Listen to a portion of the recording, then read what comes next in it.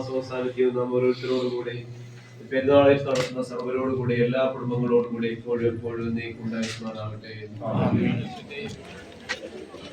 രക്ഷയുടെയും അടയാളമാണ് ക്രിസ്തു നമുക്ക് നൽകിയ രക്ഷ.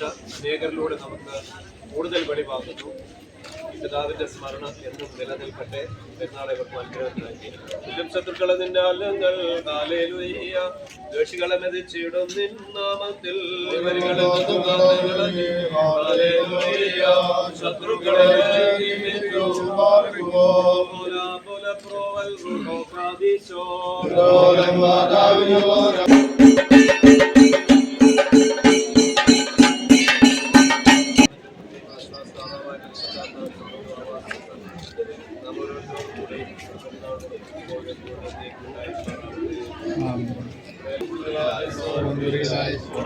നിങ്ങളോട് കരുണ ചെയ്യണമേ.